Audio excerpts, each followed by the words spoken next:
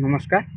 আমি কলা বেজ পৰিধান কৰিব লগা এটাই উদ্দেশ্য হৈছে আমি 15 বছৰ হ'ল আমাৰ দুজন বাইদেউ আৰু মই ইয়াতে কাম কৰিব, কিন্তু আমি যিখিনি পাৰিদৰ্শিক আমাক দৰমহা একদম ন্যূনতম দৰমহা মোক দে 2000, বাইদেউক দে 1500। এইখিনি পইচা দি আমি আমাৰ সংসাৰ চলাব নোৱাৰা হৈছোঁ। তাৰ কাৰণে আজি আমাৰ স্বাস্থ্য উৎসৱৰ যিটো স্বাস্থ্য উৎসৱ পাতিছে তাত আমি কলা ড্ৰেছ পৰিধান কৰিছোঁ। এইখন স্বাস্থ্য কেন্দ্ৰৰ নাম কি? ইখন স্বাস্থ্য কেন্দ্ৰ হৈছে পুথিমাৰী প্ৰাথমিক আয়ুষ্মান আৰোগ্য মন্দিৰ। আপোনালোকে কিমান বছৰ ইয়াত কাম কৰে? আমাৰ ইয়াতে 15 বছৰ হৈ গ'ল। কোনটো স্কিমত আছিল আপোনালোকৰ? আমি আছিলোঁ, আমাৰ মেনেজমেণ্ট কমিটিয়ে আমাক লৈছে। তেতিয়া আমাক দিছিল যে তোমালোকৰ চাকৰি হ'ব, তোমালোকে ইয়াতে কাম কৰা। আপোনালোকৰ বিভাগটো কি আচলতে? মোৰ ৰিচিপশ্যনিষ্ট, বাইদেউ চাফাই কৰ্মী। কিমান বছৰ কাম কৰিলে আচলতে? ইমান বছৰ যে কাম কৰিলে দৰমহা বৃদ্ধি কৰাৰ কোনো ব্যৱস্থা কৰা নাই। মানে কি আমাৰ ইয়াৰ কাগজ আহে, কাগজবিলাক আমাৰ ছাৰহঁতে ফিল আপ কৰি দিয়ে, সেইবিলাক যাই দিছপুৰত পৰি থাকে, তাৰ কোনো খা খবৰ নলয়। কিন্তু আমি এনেকুৱা বহুতবাৰ আমি বৰ্তমান মুখ্যমন্ত্ৰী আৰু স্বাস্থ্যমন্ত্ৰী তেখেতক বহুতবাৰ আমি অনুৰোধ কৰিছিলোঁ। তেখেতক আমি যিকোনো সভাই মিটিঙত আমি লগো ধৰোঁ, তেখেতক কওঁ যে আমাৰ কথাখিনি তেখেতে শুনে আৰু একানেদি ওলাই দিয়ে। তাৰমানে কোনো ধৰণৰ গুৰুত্ব নিদিয়ে।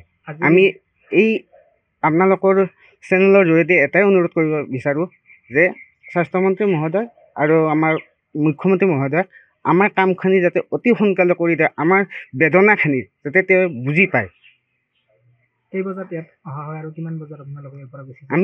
আমি 8 বজাত আহোঁ আৰু 2 বজাত গুচি যাওঁ। চৰকাৰী আচলতে যিটো নিয়ম, যিখিনি আমাৰ ৰেগুলাৰৰ মানুহে যিখিনি কাম কৰে তাৰ সমান আমি তাতছে ডাবুল পৰিশ্ৰম কৰোঁ।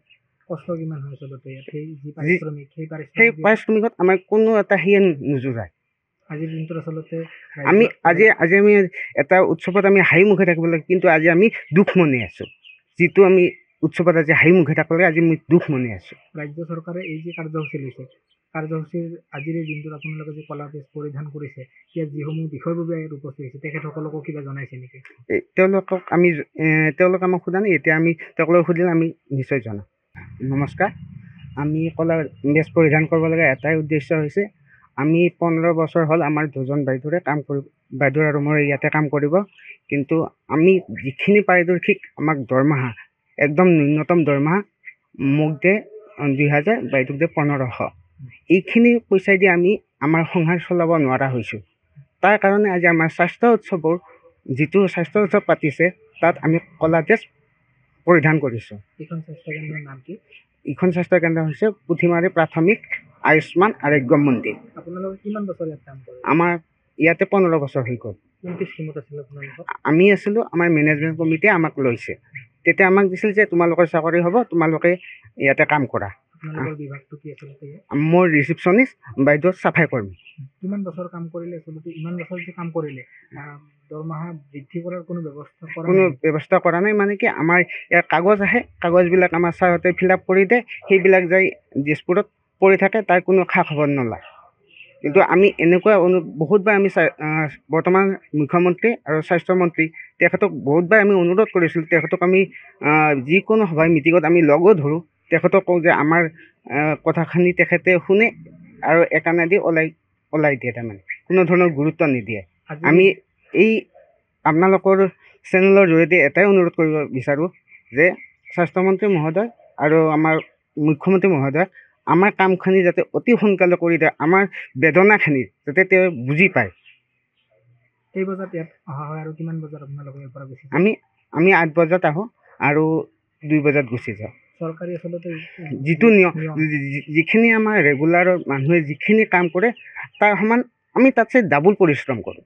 কষ্ট কিমান হয় আচলতে ইয়াত? সেই পাৰিশ্ৰমিকত আমাৰ কোনো এটা সিয়ে নোজোৰায়। আজিৰ দিনটোত আচলতে আজি আমি এটা উৎসৱত আমি হাঁহি মুখে থাকিব লাগে, কিন্তু আজি আমি দুখ মনি আছোঁ। যিটো আমি উৎসৱত আজি হাঁহি মুখে থাকিব লাগে, আজি মই দুখ মনি আছোঁ। ৰাজ্য চৰকাৰে এই যে কাৰ্যসূচী লৈছে, কাৰ্যসূচীৰ আজিৰ এই দিনটোত আপোনালোকে যে কলা ড্ৰেছ পৰিধান কৰিছে, ইয়াত যিসমূহ বিষয়ববীয়া ইয়াত উপস্থিত হৈছে তেখেতসকলকো কিবা জনাইছে নেকি? তেওঁলোক আমাক সোধা নাই, এতিয়া আমি তেওঁলোকক সুধিলে আমি নিশ্চয় জনাম। যিকোনো খবৰৰ বাবে যোগাযোগ কৰক 7099017330 লগতে 7099017110 নম্বৰত।